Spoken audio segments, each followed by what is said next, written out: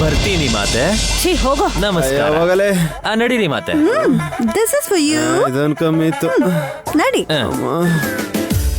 ಅಮ್ಮ ವಲ್ಲಭ ಕೂತ್ಕೊಳ್ಳು.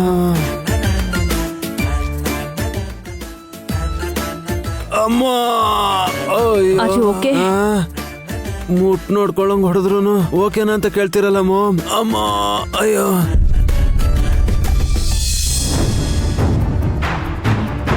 ನೈನಿ ಏನ್ ಮಾಡ್ತಿದ್ಯಾ? ವಿಶಾಲಾಕ್ಷಿ ಬಟ್ಟೆನ ಈ ಬ್ಯಾಗಲ್ಲಿ ಇಟ್ಟಿದ್ದೀನಿ ಯಜಮಾನ್ರೆ. ಇದ್ರಲ್ಲಿ ದಮ್ಮಕ್ಕ ನಂದೀಶನ್ ಬಟ್ಟೆನೂ ಇದೆ. ಇವ್ರನ್ನ ನಂಜನಗೂಡಲ್ಲಿ ಬಿಟ್ಟು ಬರ್ತಿರೋ ಕಾಶಿಲ್ ಬಿಟ್ಟು ಬರ್ತಿರೋ ನಿಮ್ಮಿಷ್ಟ. ನೈನಿ ಏನಾಯ್ತು? ಇನ್ನೇನಾಗ್ಬೇಕು? ಇಲ್ಲೇ ಇದ್ರೆ ಈ 3 ಜನಕ್ಕೆ ಏನಾಗುತ್ತೋ ಏನೋ ಅಂತ ಭಯ ಆಗ್ತಿದೆ. ನೋಡಿದ್ರಿ ಅಲ್ವಾ ವಿಶಾಲಾಕ್ಷಿ ತಲೆಗೆ ಬೆಂಕಿ ಅಂಟ್ಕೋತು. ಅವಳಿಗೇನು ಆಗ್ಲಿಲ್ವಲ್ಲ? ಟೆನ್ಷನ್ ನಲ್ಲಿ ನನಗೇನಾದ್ರೂ ಆಗ್ಬಿಟ್ರೆ? ನೈನಿ ರಿಲ್ಯಾಕ್ಸ್, ಯಾರಿಗೂ ಏನೂ ಆಗಲ್ಲ. ಆಗಲ್ಲ ಅಂತ ಗ್ಯಾರಂಟಿ ಯಾರು ಕೊಡ್ತಾರೆ? ನೀನೇ ಕೊಡ್ತೀಯ. ಬಿಟ್ಟು ಬನ್ನಿ ಅಂತ ನಾನೇ ಹೇಳ್ತಿರ್ಬೇಕಾದ್ರೆ ಯಾಕೆ ಹೀಗೆಲ್ಲ ಮಾತಾಡ್ತಾ ಇದ್ದೀರಾ? ನಿಜ ನೈನಿ, ಯಾರಿಗೇನೇ ತೊಂದರೆ ಬಂದರೂ ಕೂಡ ಮೊದಲು ಗೊತ್ತಾಗೋದು ನಿನಗೇನೆ ಅಲ್ವಾ ನೈನಿ?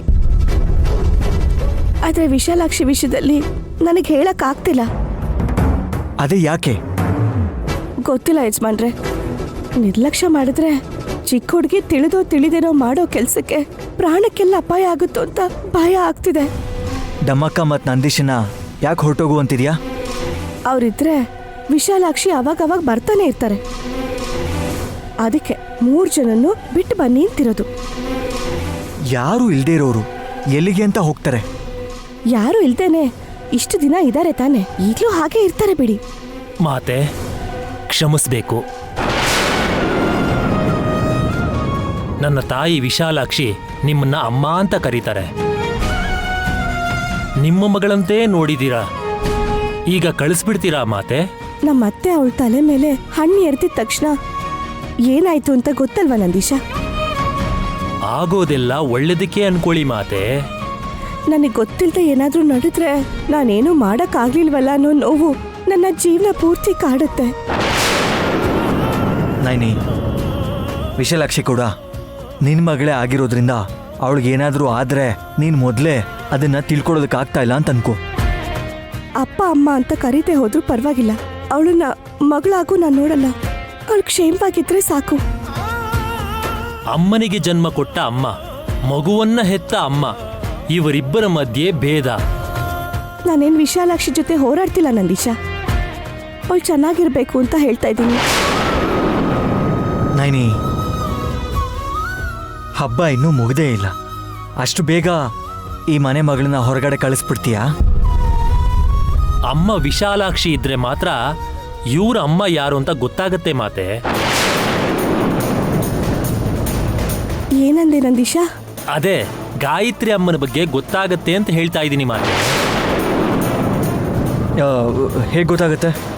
ಇವತ್ತೋ ನಾಳೆನೋ ನಡೆಯೋ ಘಟನೆಗಳೇನೆ ಸಮಸ್ಯೆಗಳನ್ನ, ಅದಕ್ಕೆ ಬೇಕಾಗಿರೋ ಪರಿಹಾರಗಳನ್ನೂ ತಂದುಕೊಡುತ್ತೆ. ಹಾಗಾದ್ರೆ ವಿಶಾಲಾಕ್ಷಿನ ಕಳಿಸೋದೇ ಒಳ್ಳೇದು. ಇಲ್ಲ ಯಜಮಾನ್ರೆ, ಗಾಯತ್ರಿ ಅಮ್ಮವ್ರ ಬಗ್ಗೆ ಗೊತ್ತಾಗುತ್ತೆ ಅಂತ ನಂದೀಶ ಹೇಳ್ತಾ ಅಲ್ವಾ? ಇವರು ಮನೇಲೇ ಇರಬೇಕು. ಅಂಬಾ ಶಿವಶಂಭೋ. ಸಂತೋಷ ಮಾತೆ.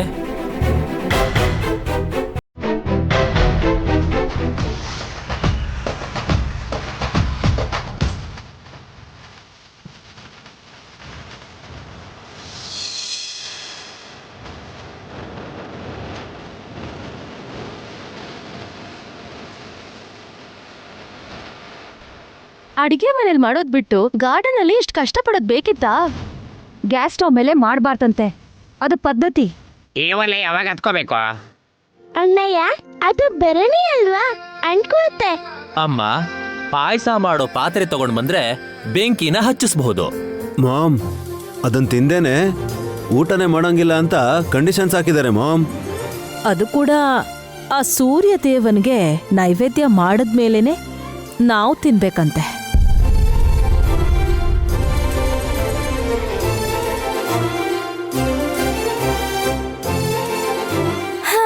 ಇವತ್ತಾದಂಗೆ ಬೇಗ ಆಗೋಗುತ್ತೆ ಕಣೆ ಸುಮನಾ.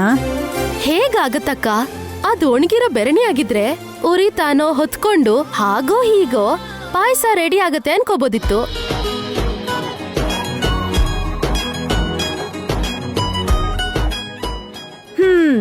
ನೆನ್ನೆ ತಟ್ಟಿದ ಬೆರಣಿ ಇಷ್ಟೊತ್ತಿಗದು ಒಣಗಿರತ್ತ ಅಂತ ಸುಮ್ಮಿ ಅನುಮಾನ. ಅನುಮಾನ ಪಡೋ ಬದಲು ನಿನ್ನೆನೆ ಒಣಗಿಸ್ಬೋದಿತ್ತಲ್ವ? ಅದನ್ನಾದ್ರೂ ಹಪ್ಳನ ಅದ್ರ ಪಕ್ಕದಲ್ಲೇ ಕೂತ್ಕೊಂಡು ಅದನ್ನ ಕಾಯ್ಕೊಂಡು ಒಣಗ್ಸಕ್ಕೆ ಪ್ರಯತ್ನ ಪಡೋಣ. ಸ್ವಲ್ಪ ಅಂಟ್ಕೊಂಡ್ರು ಅದರಿಂದ ನಾವು ಪಾಯಸ ಮಾಡ್ಬೋದು. ಪ್ರಸಾದ ಹೇಗೆ ಇದ್ರೂ ದೇವ್ರೇನೋ ಅಪಾರ್ಥ ಮಾಡ್ಕೊಳ್ಳೋದಿಲ್ಲ. ಮತ್ತೆ ಅದನ್ನ ನಮ್ಗೆ ಹಾಕ್ತಾರಲ್ವೇನಲ್ಲಿ?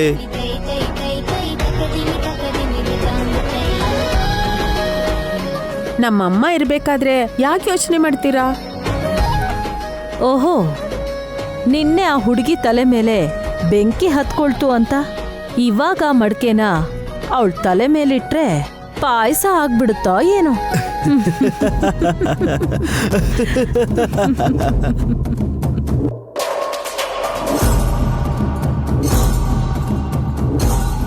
ಯಾಕೆ ವಲ್ಲಭ ನಗ್ತಾ ಇದೀಯಾ? ನಮ್ಮ ಮಾಮ್ ಹೇಳಿದ ಜೋಕು ನಿನ್ಗೆ ಅರ್ಥ ಆಗಿಲ್ಲ ಅಂತ ಅನ್ಸುತ್ತೆ. ಅರ್ಥ ಆಯ್ತು, ಆದ್ರೆ ಅದನ್ನ ಉಲ್ಟಾ ಪಲ್ಟಾ ಮಾಡೋಣವಾ?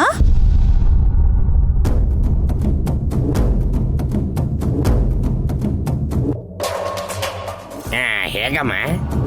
ಆ ಮಡಿಕೆನ ಅತ್ತೆ ತಲೆ ಮೇಲೆ ಇಟ್ಟು ಅವ್ರ ಕೂದ್ಲಿಗೆ ಬೆಂಕಿ ಹಚ್ಚೋಣ, ಪಾಯಸ ಆಗೋಗುತ್ತೆ. ಏಯ್, ಹುಚ್ಚು ಹಿಡ್ದಿದ್ಯಾ ಹೇಗೆ? ನಿಮ್ ಭಕ್ತಿ ನಿಜನ ಸುಳ್ಳು ಅಂತ ಪರೀಕ್ಷೆ ಮಾಡೋ ಟೈಮ್ ಬಂತು ಅನ್ಕೊಳ್ಳಿ ಮಾಮ್. ಹೌದತ್ಗೆ, ನೋಡೋಣವಾ? ಏನ್ ನೋಡ್ತೀರ ಸಾವನ್ನ? ಸುಟ್ಟು ಬೂದಿ ಆಗ್ತೀನಿ.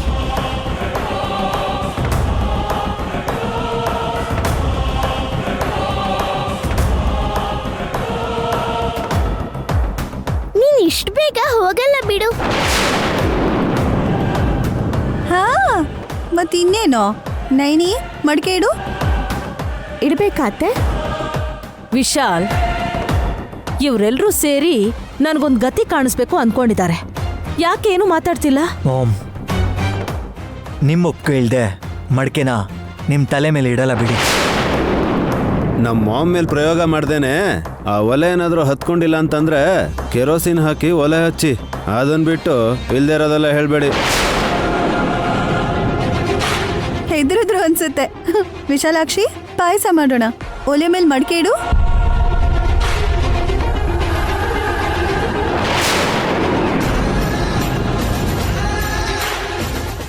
ಅದ್ಯಾವಾಗ ಅಂಟ್ಕೊಳ್ಳೋತೋ. ಇವತ್ತು ಮನೆ ಸುತ್ತಲೂ ಹೊಗೆ ತುಂಬ್ಕೊಳ್ಳೋ ಥರ ಇದೆ. ಬೆಂಕಿ ಪುಟ್ನ ತರ್ಲಿಲ್ವಾಕ? ಹಾ, ಅಯ್ಯಯ್ಯೋ, ಮರ್ತ್ಬಿಟ್ನಲ್ಲ.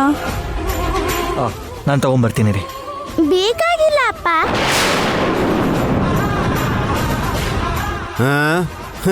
ಅದು ಹತ್ಕೋಬೇಕು ಅಂದ್ರೆ ಪೆಟ್ರೋಲ್ ಅಥವಾ ಕೆರೋಸಿನ್ ಹಾಕಿ ಹಚ್ಚ್ರಿ ಅಂತ ಹೇಳಿದ್ರು ಮ್ಯಾಚ್ ಬಾಕ್ಸ್ ಕೂಡ ಬೇಡ ಅಂತಿದೆಯಲ್ಲ, ಮತ್ತೆ ಹೇಗೆ ಹಚ್ತೀಯಾ? ತಲೆಯಿಂದ. ತಲೆಯಿಂದನಾ?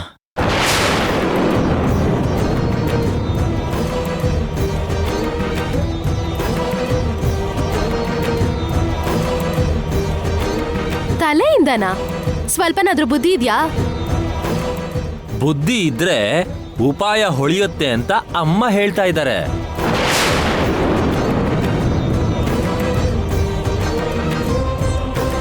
ಒಳ್ಳೆ ಒಗಟಾಯ್ತಲ್ಲ ಇದು. ಇದನ್ ಬಿಡ್ಸೋದು ಹೇಗ್ ನಮ್ಮಕ್ಕ? ಡಮ್ಮೋ ಡಮ್ಮ. ತಿಲೋತಮ್ಮ ಅಮ್ಮವರಿಂದ ನಿನ್ನೆ ಬೆಂಕಿ ಹತ್ಕೊಂಡಿತ್ತಲ್ವಾ, ಆ ಉರಿ ಇನ್ನೂ ತಣ್ಣಗಾಗಿರಲ್ಲ. ಇನ್ನೂ ಆ ವಿಶಾಲಾಕ್ಷಿ ತಲೆ ಮೇಲೆ ಬೆಂಕಿ ಇದೆ ಅನ್ನೋ ತರ ಮಾತಾಡ್ತಿದ್ಯಲ್ಲ ನೀನು. ಅದೇ ಅರ್ಥ ಅಲ್ವಾ? ಬೆಂಕಿ ಪಟ್ನ ಬೇಡ ಅಂತಿದ್ದಾಳೆ ಅಂದ್ರೆ ಇನ್ನೇನ್ ಬೇಕು ಅಂತ ಕೇಳು ಅಂತ ಅರ್ಥ. ಏನ್ ಬೇಕಮ್ಮ? ಮರತ್ ಕಡ್ಡಿ.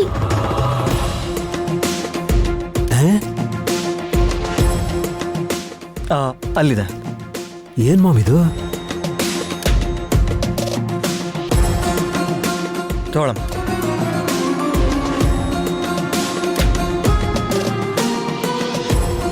ಹಾಗ್ ನೋಡ್ಬಾರ್ದು ಹಸ್ಬೆಂಡು, ಕಣ್ಣಿಗೆ ಚುಚ್ಕೋಬಹುದು. ಬೆಂಕಿ ಪಟ್ನ ಇಲ್ಲ ಅಂದ್ರೆ ಈ ಕಡ್ಡಿನಾದ್ರೂ ಹೇಗ್ ಹಚ್ತೀರಾ? ನಿಮ್ಮ ಅತ್ತೆಯಿಂದ ಆಗುತ್ತೆ.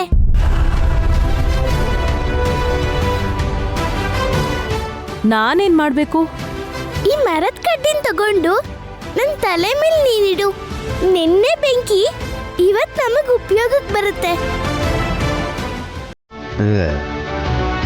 ಬನ್ನಿ ಅತ್ತೆ, ಬನ್ನಿ.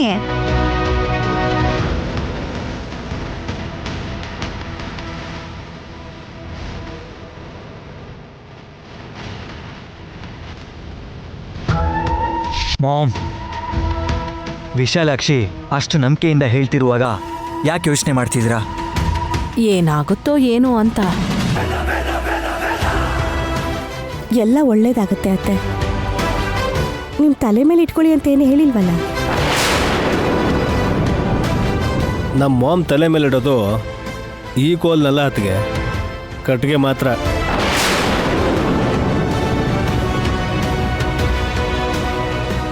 ಹೇ ಅಲ್ಲ, ಒಬ್ಬೊಬ್ರು ಒಂದೊಂದು ಹೇಳಿ ಮಾಮ್ಗೆ ಯಾಕೆ ಹೆದರಿಸ್ತಾ ಇದ್ದೀರಾ? ಸ್ವಲ್ಪ ಸುಮ್ಮನೆ ಇರೋವಲ್ಲ ಬಾ. ಅತ್ತಿಗೆ, ಕಡ್ಡಿನೇ ತಾನೇ ಅವಳು ತಲೆ ಮೇಲೆ ಇಡೋದು, ಸ್ವಲ್ಪ ಬೇಗಿಡು.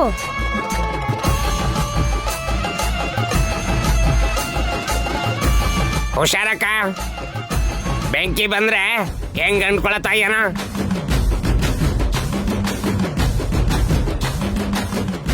ಏನ್ ನೋಡ್ತ್ಯಾ? ತಲೆ ಮೇಲಿಡು.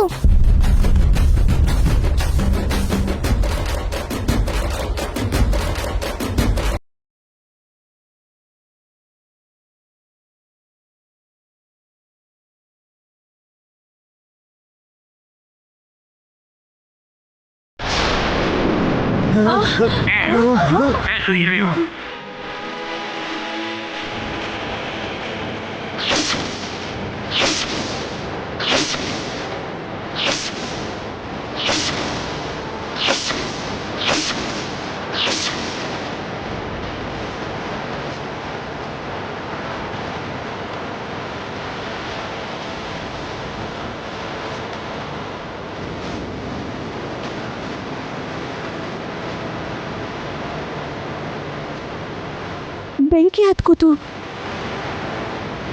ಅಮ್ಮನೇ ಜ್ಯೋತಿ, ಅಮ್ಮನೇ ಪರಂಜ್ಯೋತಿ.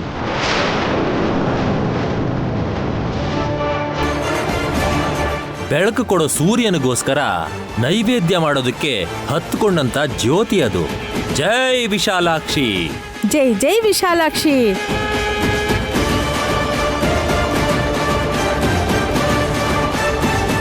ಮಾಮ್, ಉರಿತಿರೋ ಕಟ್ಟಿಗೆಯಿಂದ ಒಲೆನ ಹಚ್ಚಿ.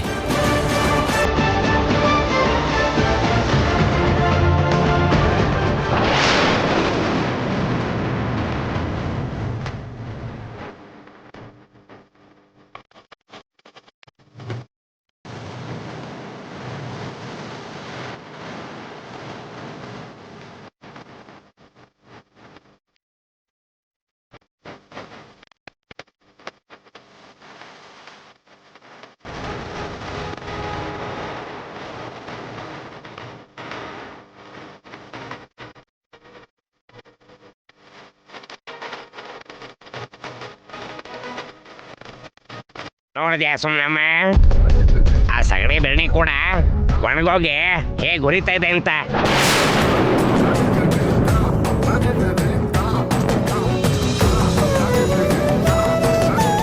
ಸ್ವಲ್ಪ ಜನ ಒಳಗೇನೆ ಉರ್ಕೋತಾ ಇರ್ತಾರೆ. ಅವ್ರಿಗೆ ಯಾವಾಗಲೂ ಶಾಂತಿ ಸಿಗೋದೇ ಇಲ್ಲ. ಚಳಿಗಾಲ ಇದ್ರೂ ಕೂಲಾಗಿ ಫೀಲೇ ಆಗಲ್ಲ ಅಂಥವ್ರಿಗೆಲ್ಲ. ಪಾಯಸ ತಯಾರಾಗ್ತಾ ಇದೆ. ಅದಾದ ತಕ್ಷಣ ಸೂರ್ಯದೇವನ್ಗೆ ನೈವೇದ್ಯ ಮಾಡಿ ಎಲ್ರಿಗೂ ಹಂಚೋಣ. ಆ ಪ್ರಸಾದ ತಿನ್ನಕ್ಕೂ ಮುಂಚೆ ಒಂದ್ ಷರತ್ತಿದೆ. ಏನದು ವಿಶಾಲಾಕ್ಷಿ? ಒಬ್ರು ಇನ್ನೊಬ್ರಿಗೆ ಬೆಳೆಸ್ಬೇಕು. ಒಂದು ತುತ್ತಿಂದು ಬಡಿಸಿದವ್ರು ಕೇಳಿದಂತ ಪ್ರಶ್ನೆಗೆ ಮನಸ್ಪೂರ್ವಕವಾಗಿ ನಿಜ ಹೇಳ್ಬೇಕು.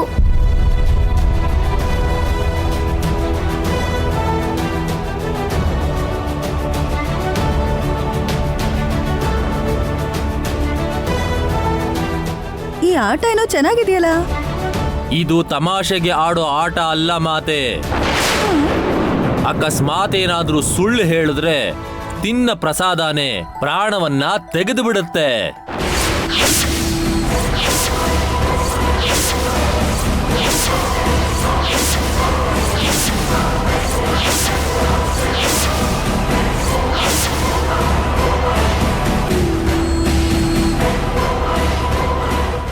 ಮಾಡ್ತಿರೋ ಪಾಯಸ ಸ್ವೀಟಾಗೇ ಇರುತ್ತಲ್ವಾ, ಪ್ರಾಣ ಹೇಗೆ ತೆಗೆಯುತ್ತೆ? ಒಳ್ಳೆ ಪ್ರಶ್ನೆ ವಿಕ್ರಾಂತ್. ಬಿಡಿಸ್ ಹೇಳಬೇಕು ಅಂತಂದ್ರೆ ಮನುಷ್ಯನ್ ಮೋಸ ಮಾಡ್ಬೋದೇ ಹೊರತು ಮನಸಾಕ್ಷಿಗೆ ಮಾಡೋಕ್ಕಾಗಲ್ಲ. ಸುಳ್ಳು ಹೇಳಿದ್ರಿ ಅಂತ ನಿಮ್ಮ ಆತ್ಮಕ್ಕೆ ಗೊತ್ತಾದ್ರೆ ಅದು ನಮ್ಮ ದೇಹನ ಬಿಟ್ಟು ಹೋಗ್ಬಿಡತ್ತೆ.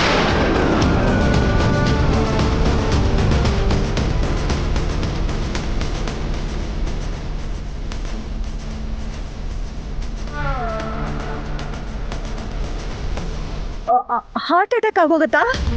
ಬ್ರೈನ್ ಸ್ಟ್ರೋಕ್ ಬರತ್ತಾ? ಏನಾದ್ರೂ ಆಗೋದಕ್ಕೆ ನಮ್ಮಲ್ಲಿ ಯಾರಾದ್ರೂ ಸುಳ್ಳು ಹೇಳಿದಿರ್ತಾನೆ? ಇವತ್ತು ಹೇಳ್ತೀರಾ? ಯಾರು? ನೀನೇ ನೋಡ್ತೀಯಲ್ವಾ ಅಮ್ಮ, ಯಾರು ಸುಮಂಗಲಿಯಾಗಿ ಹೋಗ್ತಾರೋ, ಯಾರು ಕುಂಕುಮನ ಅಳಿಸ್ತಾರೆ ಅಂತ.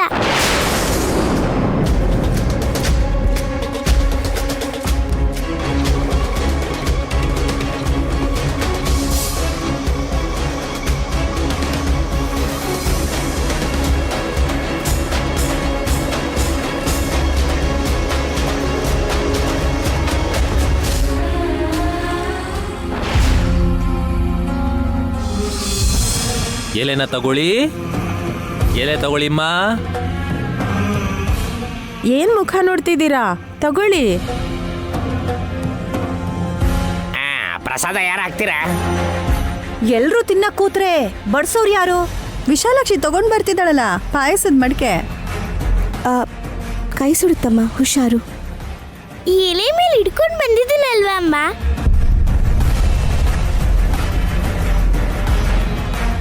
ವಿಶಾಲಾಕ್ಷಿ, ಬೆಂಕಿನೇ ಸಹಿಸ್ಕೊಂಡಿದ್ದು ನೀನು ಕಂಡೀಷನ್ ಹಾಕಿ ಯಾರಿಗೆ ಬೆಂಕಿ ಬೀಳೋ ಹಾಗೆ ಮಾಡ್ತೀಯೋ? ವಿಕ್ರಾಂತ್ ಅವರೇ, ನಿಜ ಹೇಳೋದಕ್ಕೆ ಯೋಚನೆ ಮಾಡೋರಿಗೆ ಕೂಡ ಇವತ್ತು ಅವಕಾಶ ಇಲ್ಲ.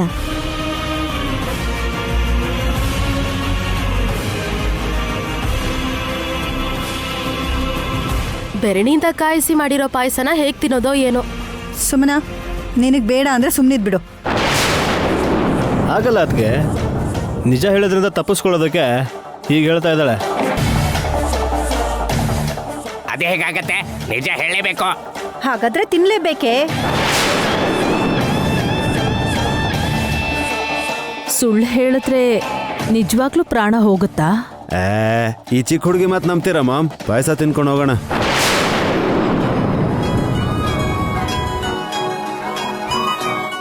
ಹೆಲೋ ಮಾಸ್ಟರು, ಪಾಯಸ ತಿಂದಾದ್ಮೇಲೆ ಎಲ್ಲಿನೂ ತಿನ್ಬೇಕು ಅಂತ ಅನ್ಕೊಂಡಿದ್ದೀರೋ ಏನೋ? ಪ್ರಶ್ನೆ ಕೇಳಿದ್ಮೇಲೆ ಏನಾದ್ರೂ ಸುಳ್ಳು ಹೇಳಿದ್ರೆ ಅಥವಾ ಏನು ಉತ್ತರ ಕೊಡದೇ ಇದ್ರೆ ಮನೆ ಮುಂದೆ ಪೆಂಡಾಲ್ ಹಾಕ್ಬೇಕಾಗತ್ತೆ. ಯಾಕೆ? ಹಾ, ಯಾಕೆ ಅಂತ ಕೇಳ್ತೀರಾ? ನಿಮ್ಮಮ್ಮನೋ ನೀವೋ ಗೊಟಕ್ ಅಂತೀರಲ್ಲ ಅದಕ್ಕೆ. ಏಯ್, ನನ್ ಪ್ರಾಣ ಅಂದ್ರೆ ನಿನಗಷ್ಟು ಕೇವಲ ಆಗ್ಬಿಡ್ತಾ? ಅತ್ತೆ, ವಿಶಾಲಾಕ್ಷಿ ಮಾತಿನ ಮೇಲೆ ನಿಮಗೆ ನಂಬಿಕೆ ಇಲ್ಲ ಅಂದ್ರೆ ಮೊದಲು ನಿಮಗೆ ಬಡಿಸ್ತಾಳೆ, ನೀವೇ ಮೊದಲು ತಿನ್ನಿ. ನಾನೇ ಮೊದ್ಲು ಹೋಗ್ಲಿ ಅಂತಾನಾ?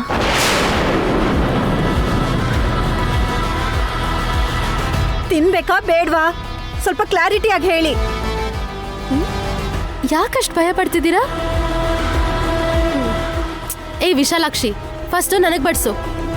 ಆತ್ರದಿಂದ ತಿಂದ್ರೆ ಹಸುವು ನೀಗಲ್ಲ. ನಾವು ನೆಮ್ಮದಿಯಿಂದ ಇದ್ರೆ ಒಂದು ತುತ್ತನಾದ್ರೂ ತೃಪ್ತಿಯಿಂದ ತಿನ್ಬೋದು. ಇದು ಪಾಯಸ ಅಲ್ಲ. ಸುಳ್ಳು ಹೇಳಿದ್ರೆ ತಿಥಿ ಕಾರ್ಯದಲ್ಲಿ ಇಡೋ ಪಿಂಡ ಆಗತ್ತೆ ಅಂತ ಆಗ್ಲೇ ಹೇಳ್ತಾ ಇದ್ದೆ ಅಲ್ವಾ? ಹೌದೋ ಅಲ್ವೋ ಅಂತ ತಿಳ್ಕೊಳ್ಳೋದಿಕ್ಕೆ ತಿಂತಾ ಇದ್ದೀನಿ.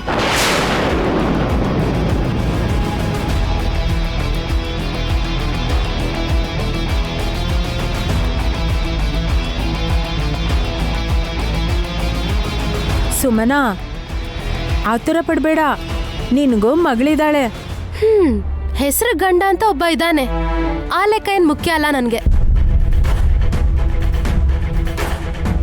ಈ ಮಾಯಾವಿ ಹೇಳಿದ್ ನಿಜನೋ ಇಲ್ವೋ ಅಂತ ತಿಳ್ಕೊಬೇಕು ನಾನೀಗ. ಬಡ್ಸು. ಸರಿ ಆಯ್ತು.